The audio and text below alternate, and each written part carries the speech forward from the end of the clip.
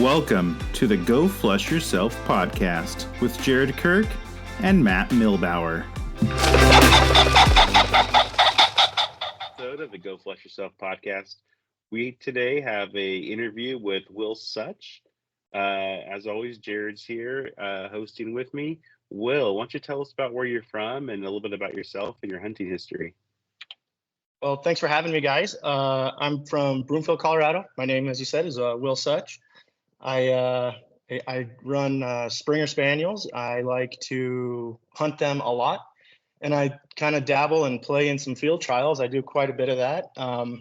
Did you want the story of hunting or the field trials or both? Wherever you want to go with it, Will.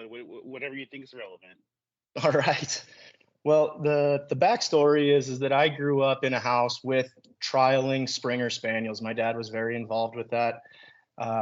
Reasonably successful. I keep all the ribbons he won and stuff like that. But what it meant was that I understood that there were these dogs and they could do these things. And that was sort of both my introduction to the trialing world and, upland hunting, guns, birds, dogs, all of it. And, what it meant in the hunting world for me was actually maybe not a whole lot of hunting. My dad was very involved with the trials, but I don't know if you've ever hunted in Colorado. There are birds here, but it's not it's not the most prevalent. And so we would do some preserve hunts. We would kind of get exposed to some of that stuff.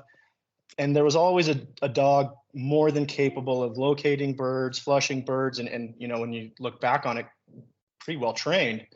But the hunting side of that didn't come until I got out of college. I went to school in Minnesota, in southern Minnesota, where there is good bird hunting, and had to drive through Iowa and had to drive through Nebraska. And, there's not a lot to look at in those states when you're driving through, but, a little bit of the exposure to the birds, we would see, a rooster standing on top of a hay bale. And I think that's sort of like had the brain going forever and ever. And when I went to school, I finally said to my dad, I feel like I need a shotgun. I no dog, no anything like that. But that was my first introduction to getting a big boy 12 gauge gun, although I'd shot stuff with a 20 gauge and kid stuff and whatnot. But and then the real hunting came around when I got out of college. I started dating a girl who I had married from Kansas, and that is bird country, right? And so very first pheasant opener that we were together, my dad came with me, brought an old Springer, and we went hunting with a bunch of friends and what is now my brother-in-law and father-in-law. And that might have been the start of wonderful things for us. And that's where the desire and the lust for hunting really came about. And, the dogs were not mine. At most, they were my dad's, and old. They were old dogs. And I don't say that bad, but what that meant in our house was that they hadn't been worked or trained or anything in like 10 years. And there's sort of a bad story about, I thought I knew it. I saw my dad with a whistle and just blasting the thing off for hours and hours, that to this day, if I invite those friends hunting again, the first question out of their mouth is, "You're not bringing that stinking whistle, are you?" But that got the juices kind of pumping. And then I hunted for a long time with my brother-in-law, and we just walked through ditches, we walked through fields, and we'd have some success. And then my path was all driven by one prior activity, right? We hunted a field, and we kicked up and shot 5 roosters, and I'm pretty sure we left with 1 and maybe none. And that just ate at us, right?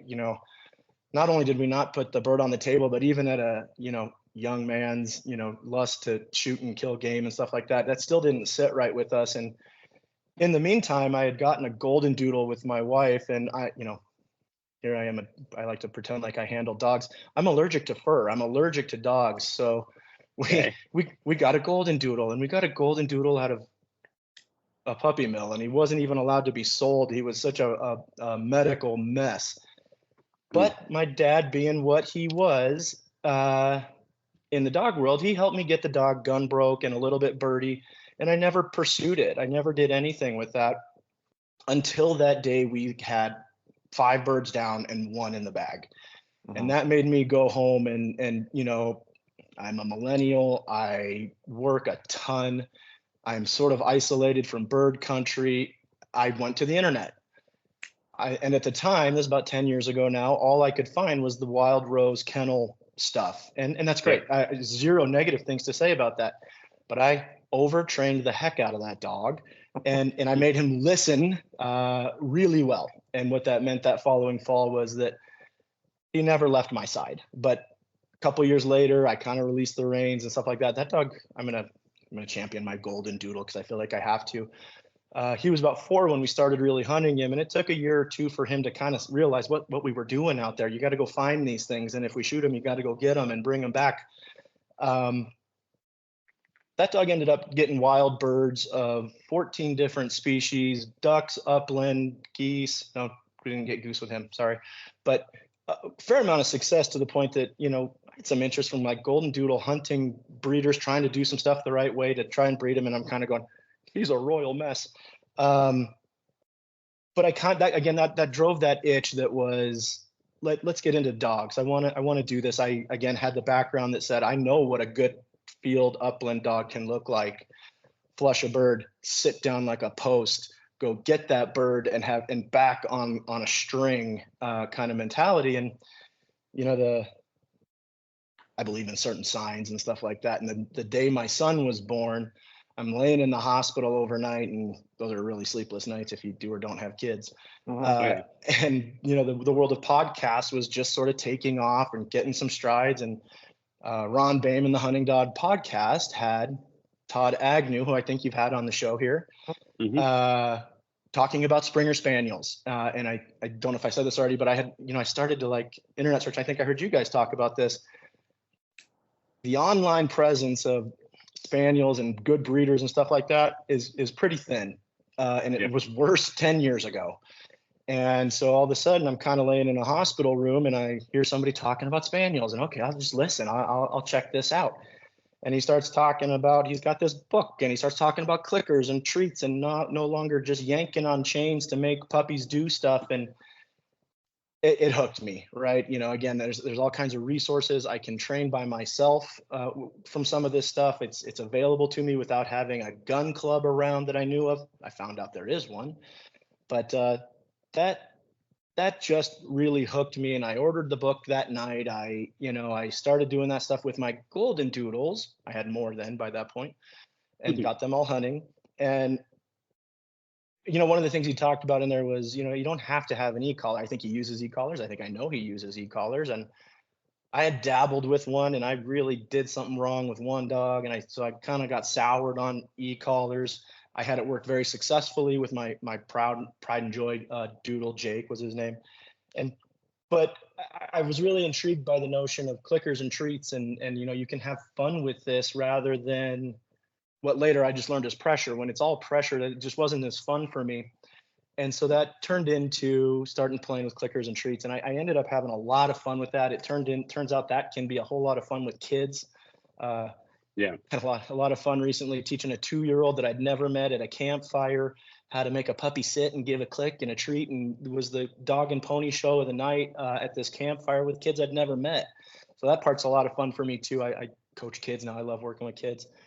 And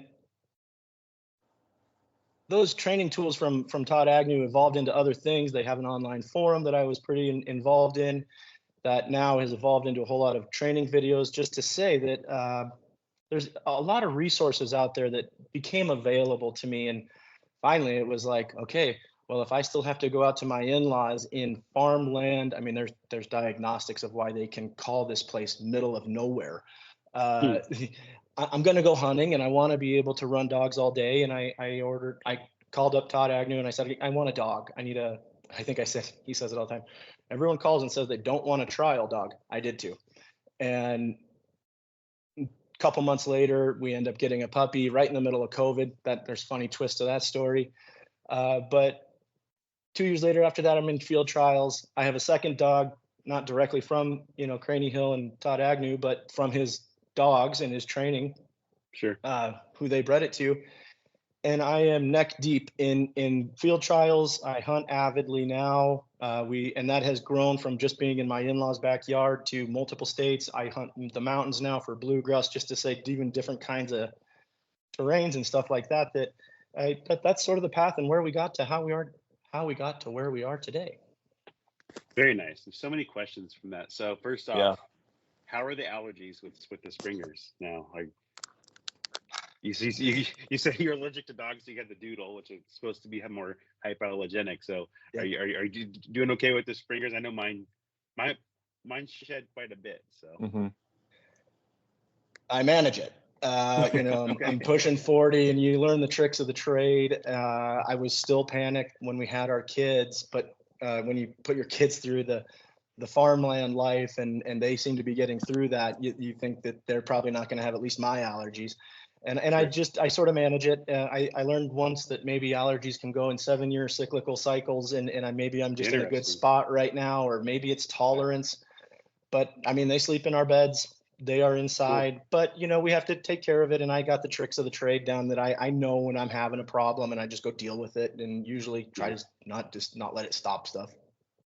That's good to hear. I know a lot. Yeah. I've heard of people. I have friends I know that don't get dogs because they're allergic, or they're like, I love dogs, I'm allergic. I can't have them. It's. I know there's ways to manage it out there. Maybe everyone's also different. Some people's it's maybe more debilitating, where it's like I really can't deal with it. But that's good to hear you're working through that and still getting to do what you love with dogs. Yeah. So what's your current stable of dogs right now? Do you still have some Doodles, or are you only down to Spaniels, or where you at? We had kind of a rough run with the Doodles. One of them, I got a Doodle that was a stupid purchase. There are stupid purchases that can be made in the dog world, right? And, Yep. Yeah. He's actually the only one still alive, and he lives with my cousin, and he's a great couch potato kind of Got dog, it. and a snuggle bug. But the other two passed away, both from flip stomachs, which we learned after the fact, and they call that bloat and sometimes. And we're pretty sure that was nothing to do with ill-timed feedings and runnings or anything like that, just a function of the breed. And Hmm.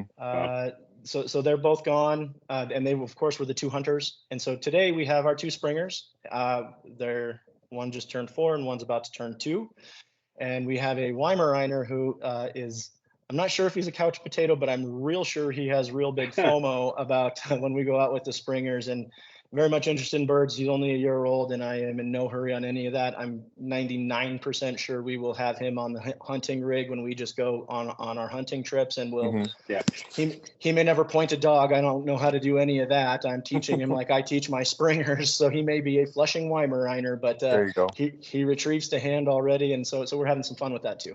That's cool. That's great. Jared, do you have any questions from his intro there? Yeah, I mean, there's a lot to unpack there. Sorry. So there's grouse in Colorado, correct? You guys have blues. Yeah. You guys have ruffs as well. I got told once there were ruffs, but I don't know where to find them if they are. I haven't gotten that good. I think the next biggest thing would be ptarmigan. A hunting buddy of mine said there's various quail around, but I think that's maybe more in the southern and eastern borders of the state. But the grouse we chase are the dusky or blue grouse up in the mountains. Gotcha. Yeah, we have duskies, and we have the blues or duskies or whatever like that. And we also have ruffed grouse. It's just because you've hunted in Minnesota, correct, for grouse, I'm assuming? No, that's the funny thing is I was all juiced up and ready to go, and I never once happened. So again, I don't know if that yearned that it was like right outside my door and Right. never accomplished it, that drove it so much harder later. But no, I never did get to do that. Okay. Yeah, I was just kind of curious because I've seen the videos and podcasts and guys hunting back east or whatever on grouse, and here it's different. So I was just kind of curious. But I guess if you haven't hunted them, we don't know. I don't know. we'll have to figure that out. I guess I did have one question is, when did you take your Springers like hunting for the first time? Like, what was their first year like? So I'm a real big fan of puppy walks. I'm a real big fan of, just exposures. I do have a bird pen. I have pigeons on hand kind of at all times. But the first year when we go hunting, they go everywhere with me. I'm a big fan. I think a lot of folks think of that mainly as socialization. But yeah, I mean, everything from Home Depot to the hunting trips as well. They ride along. If we get birds, we toss them out for them and stuff like that.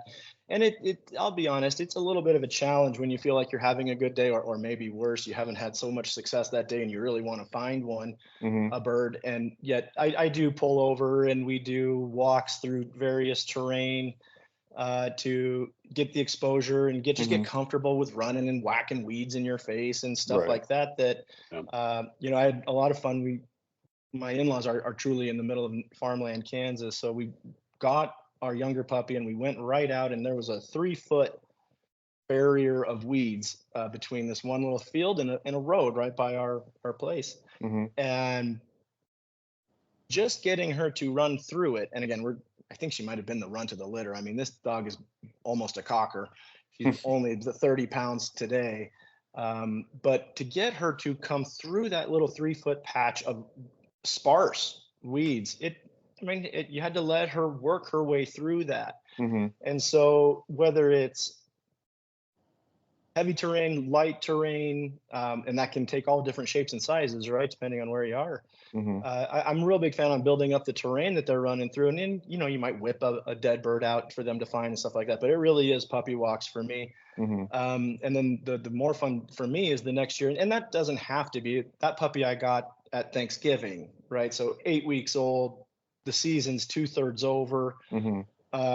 We weren't gonna dive into that, so I didn't call that her first year. Right. But we did a lot of stuff with her on our trips everywhere, and she would go to trials. She would be around the interactions, the people, the gunfire in the distance, and stuff like that. Mhm. But her first year, and Ovi was the same. I mean, he was young too when hunting season rolled around. Mhm. Ovi's my older dog, sorry.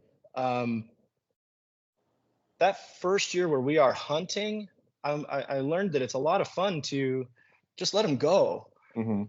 What I mentioned about the overtraining of my doodle, where I made a bootlicker for the first 2 years, and you're getting frustrated with that. Dang it, dog! I taught all this time to get you to come to me, and now get away. Right. When they're puppies and they are just kind of foraging, and especially if you've got top breeding, Mhm. I'm a fan of let them. Just let them Mhm. go. Yeah. Almost put duct tape on your mouth, put the whistle in your car, and now we have gotten through the gun stage and we are letting them hunt. But Right. I find the use of wind one that gets maybe a little blown past sometimes by my peers. Whereas if you just let them go for a year and don't have expectations of performance, you might have some. Don't get me Mhm. wrong. There's some level of that, but Sure. basically letting them figure out that if I kind of circle around this side of the wind, maybe I will catch a whiff of something. And Mhm. that first year, boy, if you can get out a number of times and let them do that, I have found a whole bunch of success where in the inverse of the bootlicker, Mhm. you got a dog that is questing wind and knows how to do it in Yeah. using questing ground Mhm. and using of wind. Sure. No, that's good. Yeah, it's kind of I've gone from, I think I've said this in earlier podcasts, I've gone from labs to springers. I have 2 springers now, and it's with upland labs, it's hard to find the right breeding because there's so many labs Mhm. out there and they're used for so many different things. You know, Right. some are couch potatoes, some are duck dogs, there's a rare upland specific breeding of Labradors, but even then you don't really know what Pointing you're going to labs. get. It's a little more pointing labs, yeah. Yeah, pointing It's a little labs. more it's a little more Yeah. of a crapshoot. So, but with the Springers, I was really impressed that if you get a well-bred, field-bred English Springer Spaniel, um, it feels almost turnkey compared to other dogs. Yes, there's training involved, there's manners and behaviors and exposing them. But I took out my pup. It was her second year. First year was a puppy year, and the second year we went out and she was checking back in with me. I could hunt completely quietly. I never had to call her, never had to whistle. I could have. She would have. She had her recall solid, but never had to. She's worked within range, stayed near me, worked hard, seemed to like look for the right cover, had her nose in the air. So she was doing everything right, and I'm just like, why have I not bought these forever? Like I don't Mhm. know why I didn't figure this one out a long time ago. So yeah. Well, did you ever turn that around and emphasize when they did come back to you? That was one thing that was hard. Put away the gun, bring out the treats, or Yeah. a bird if a little later. And when they're little and they run around and they have some fun and they come and they visit and you give them a treat. Well, all of a sudden when you start Ruh-roh. expecting it, commanding it, Yep. then all of a sudden when I had to tell them to come, well, there wasn't an argument. I didn't No. have to make it happen.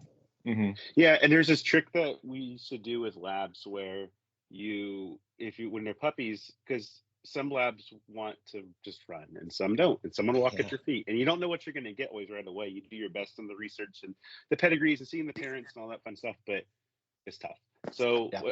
a trick we'd use is labs are, most of them are addicted to tennis balls, same with a lot of spaniels, including mine, but you would just carry tennis balls with you, and then when they range out too far, you drop a ball by you, and then when they come back, they go, oh, there's always a tennis ball back by dad every time. Yeah. Like, he's got the cool stuff kind of by him. It's never out here where I'm running around doing nothing.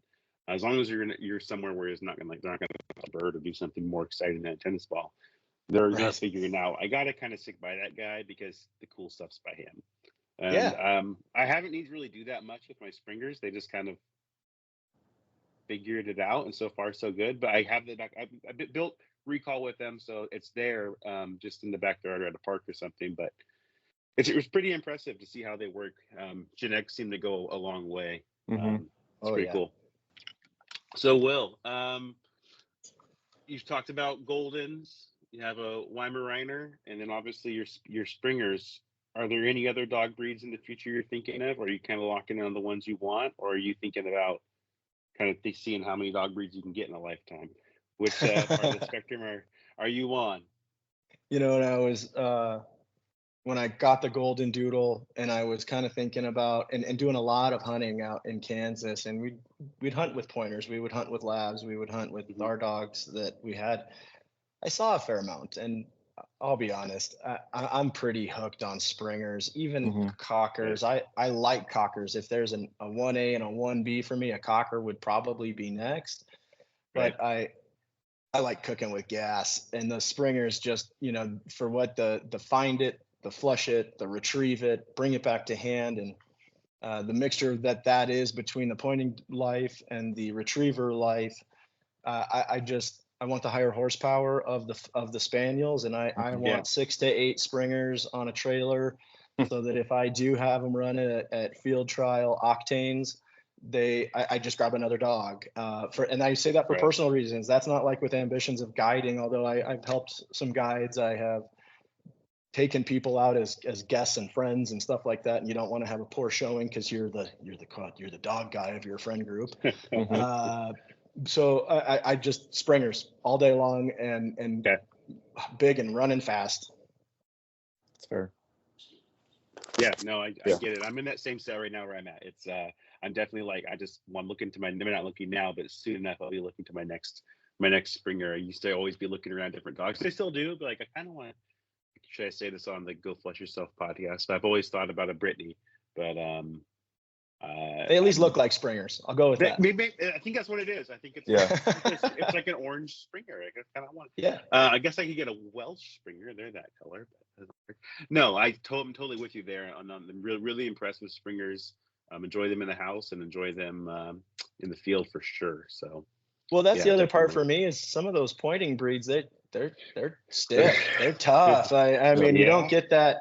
I think I heard somebody call the spaniel tail the Mary Bustle or something like that. It just never stops. They're happy to see you, and I have a hard time arguing with that. And then, of course, when they're faster than the other dogs, they're as big a range in, and just pleasant dogs. The hard part I'm having a struggle with is waiting. I'm again, this is all for me. I'm not looking to go professional or anything like that. I don't have aspirations of that.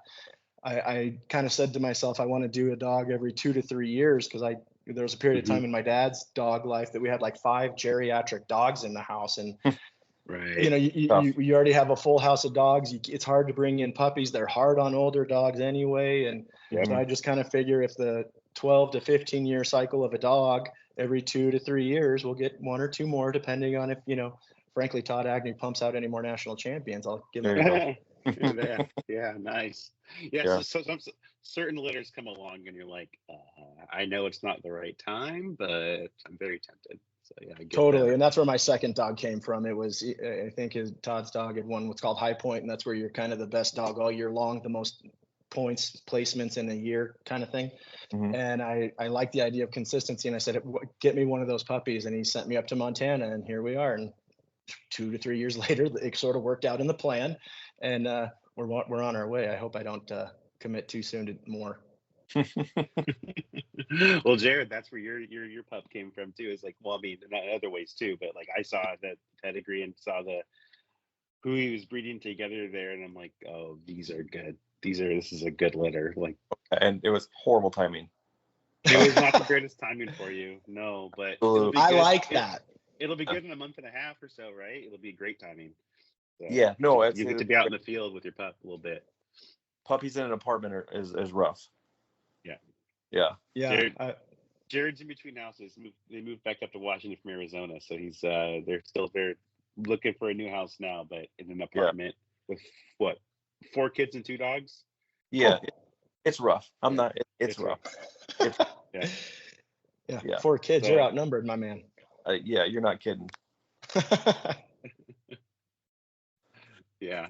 Cool. So okay, here's a kind of a fantasy type of question for you, just to kind of figure out where your heart lies. If you could only hunt one type of bird the rest of your life, what would it be? You can't say 2. You can't say love them all. If you had to pick one, gun to your head, which one you picking? All right, gun to my head, because it is the roots. It is my passion. It's where it all started. I would say the pheasant. But Right. boy, I got to say the blue grouse has been a lot of fun. My family has actually a huge history in the Colorado Rocky Mountains and in blue grouse country. And, that was all before the world of the internet, including when my dad did all this. I don't think we realized or knew that the blue grouse were there. And I had a circumstance last year with my 1-year-old in what I would call her first year, Mhm. where it was a movie. We heard the flush. We didn't see the flush, but I looked up in the trees. I'm telling you, they parted ways like Moses in the Red Sea.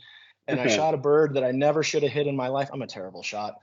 And the dog went and retrieved it in places I couldn't see with my other dog next to me. So I've got the love of the pheasant in my head, but the blue grouse are fun. I've had just a ton of fun with them lately. So okay, I didn't say 2. I said 2, but my answer would be the pheasant. My answer is the pheasant.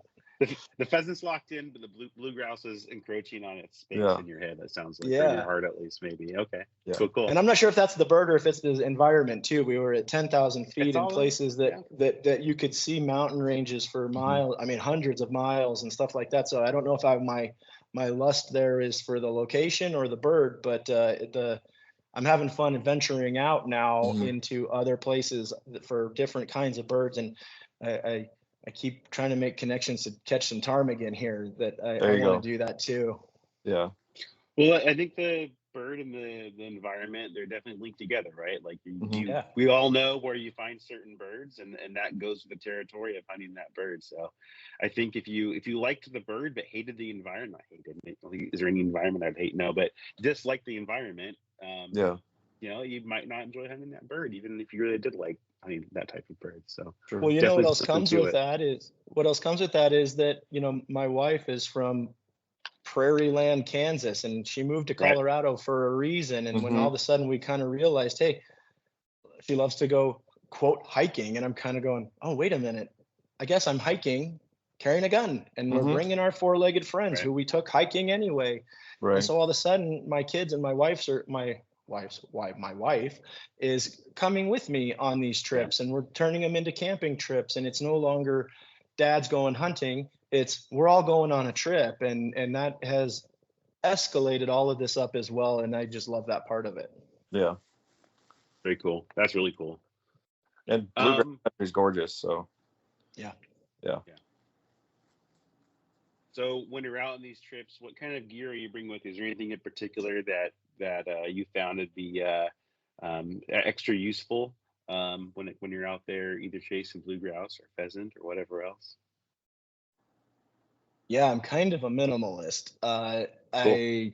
I get hot. I spent my life in ice arenas, and so when it's a hot September day, I the less is more to me. Carrying extra stuff around becomes cumbersome. So I did go look. I don't really pay attention to it, but I did look because I knew you're going to ask the question. I have a Filson strap vest. It's light. Cool. It's got the straps. It's got plenty of hooks on the back for when we're on these long hikes to strap on water bottles. From a field training perspective, though, I'm looking into hard a different vest that I had to ask like 6 people, what is that? That looks ideal. There's it's for falconry, and that's a land I know nothing about other than some Instagram videos that are cool. But they're just real deep pocketed things that are still light up top with the straps. And I'm watching the local professionals and landowners here, the club heads, carrying these birds like 7, 8 live pheasants in a bag. And the problem with my Filson strapless is that just yesterday I went out and I'm planting one bird and one squirted out the back and flew away. And you're kind of going, dang, there goes $13. That, you know, I'm good with birds flying away in a training sense, but the dog's got to be there. Right. So the kind of different tools, I train more than I hunt because again, this is my hobby, but so it's 2 different tools for 2 different purposes. I think I'm headed down that path here shortly. And then as far as a gun, I'm a 12 gauge guy. I had to go look. It's a Browning Satori. Nice. When the gun I got in college got a bubble in the barrel, I think I'd run 10,000 rounds through that gun since college. And I'm just not a huge gun guy. I walked into the gun shop in Kansas and said, give me the gun that's equivalent to a pair of Wrangler jeans. It's gonna, you know, get the tar beat out of it. I'm actually opposed to the semi-automatic stuff or the pump actions, and that's not because I have any kind of snooty Upland classic something or other. I don't care about that. Every semi-automatic gun I have ever used has had a problem when you go to use it. You're not using the ammunition that kicks hard enough to eject the shells. Mhm. Something jams up, and then of course you're dinking and trying to get something to disjam or unjam with a firearm, and that, you know, it doesn't feel all that fun. And so from an ease of use, I am terrible at maintaining guns. That I break it open, it's safe, pull the shell out and put a new one in, and I just haven't had problems with them. So I stick to an over under. The side by side stuff makes my eyes cross, and that's just what I like. Very nice. Now I'm actually very similar in that. I've had 2 pumps and an auto, and I think I have more problems with those. I'm now calling it user error. I'm just going to admit to it that Sure. I probably just I short stroked the pump on it, or you must be using the wrong load, or I must have put the shell. I don't even know what causes these problems, but I'm always having stovepipes. I'm always having where I go to shoot the second shot in the pump, and I'm like, I pumped, I swear. So I've been an over-under guy as well for a long time. My first shotgun was an over, so maybe that was my problem. I got a little spoiled up front. But Jared's definitely a pump guy. I'm a gun guy though, so I'm a pump guy. I got the semi-autos. I got the whole 9s. I don't actually have an over and under or a side by side actually. So I think I'm gonna go down that route next. But you know how to fix it if it has a problem too, right? Yeah, absolutely. Right? Yeah. Yeah. A lot of my work experience is firearm related, so it's just kind of my experience. So yeah, I'm a gun guy. So if I have a question about a gun, Jared's the one I call, and there's never not an answer that's like the right answer either. So yeah, for sure. I got one of those too. I just never understand the answers. So I do my best, and invariably, if I have a real problem, I'm taking it to a gunsmith. I'm not fixing it myself, and just less moving parts for me seems to go better. That's that's how I feel too. Yeah. Very, very good, very good. Was there anything that we missed that you're hoping to talk about, or I thought we should talk about that we didn't touch on, Will? Yeah, a little bit. I you'd sent over your question, and I kind of gave it some thought, and I one of the reasons I really, latched on to listening to your guys' show and appreciate what you guys do is one of the very first things you said is that, and I sort of mentioned it about my research into spaniels 10 years ago, that it underrepresented doesn't answer that for me. And then there's a second notion to that it, the cocker craze of late is interesting, but I also don't get it. And I don't say that because of negative things towards the cocker spaniels. It's like there's this stigma that is, oh my gosh, I don't know if I can handle one of those pocket rockets. And so I just love what you guys are doing, and I want to expound on it because, one, I want to put more content, help you put more content out there into this universe, but also I get a lot of stuff. I don't have an Instagram page. I do, and I put some bird stuff on it, and I've made some friends, and then some people start watching some stuff and they say, oh, that's cool. And I say, yeah, that's great. When are you getting a spaniel? And invariably I get kind of this answer that is, well, when it's the right time. Jared, you mentioned that, the wrong time. I disagree. There is no wrong time if you want the dog. Yeah. And I love that you're in an apartment and you're gonna make it work. I Mhm. love that you have 4 kids and you're gonna make it work. There's nothing well timed about COVID, my dog coming from Georgia, the stuff we had going on in our professional lives and at home. But Mhm. the window was there. We decided to do it and we made it work. It was less well timed with the second dog. Mhm. And the other part that comes with that is, I think I said this, that I've got a family and I just don't know if I can handle that. And I'm kind of going, I don't know that you want to put a spaniel, or excuse me, one of these German pointing dog breeds that's kind of tough and you're not sure how they're going to do with little kids pointing Mhm. or sticking fingers in ears and eyeballs and up dog noses that, can result in a snappy situation. Yeah. I've just never had any of those problems. And so I just want that kind of stigma to go away. Yeah. No, they're No, it's a good point. There's like I'm the opposite side of Jared. So he has 4 kids and 2 dogs. I have 4 dogs and 2 kids and a cat. But like that might cause problems.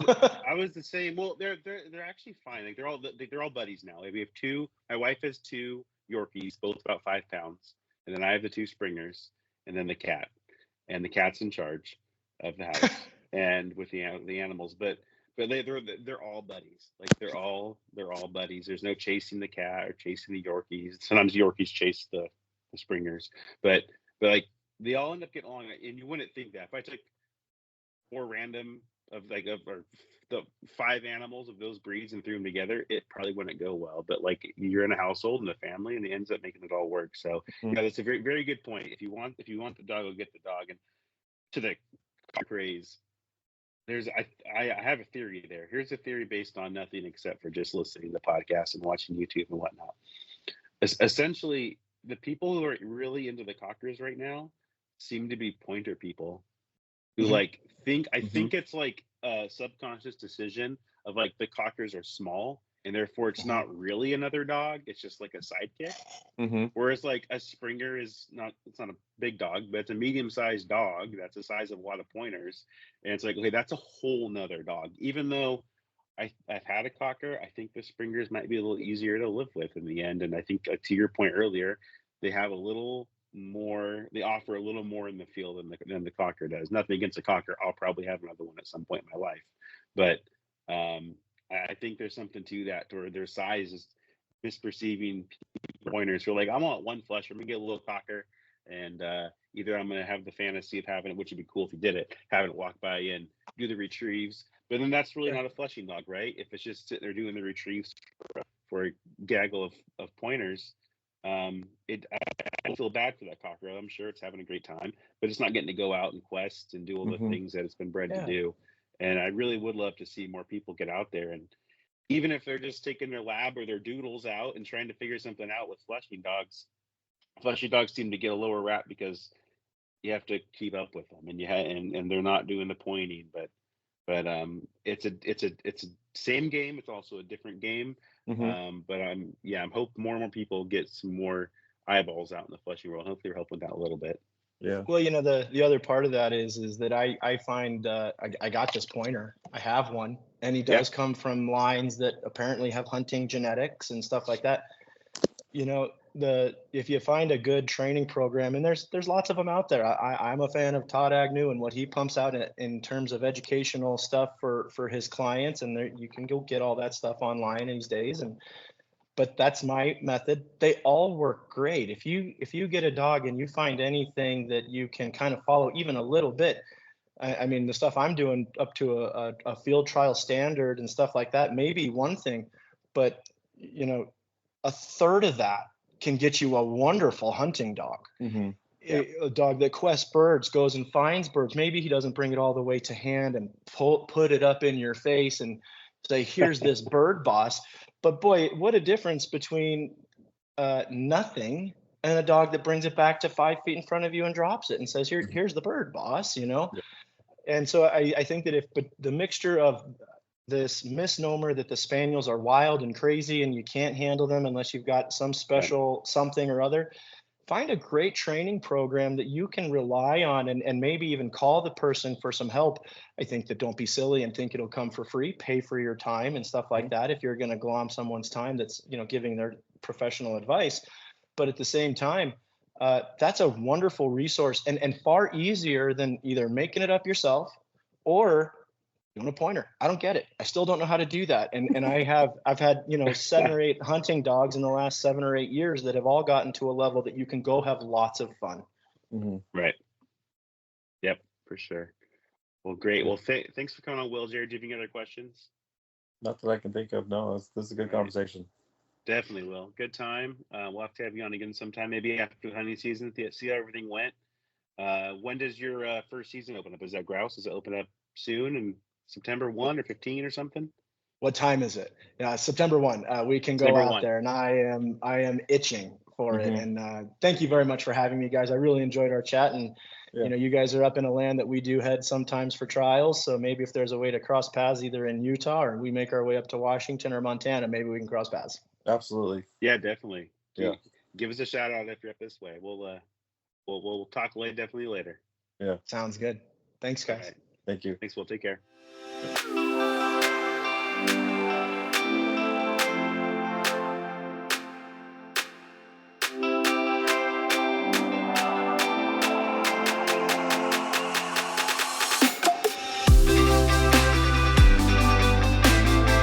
Thank you for listening to another episode of the Go Flush Yourself podcast. Check us out on social media on Instagram, Facebook, and X. We also have a Patreon, where for a $2 a month subscription, you can help keep our podcast on the air. We also have merchandise available. Please check out the podcast description or the Patreon page for links to merchandise.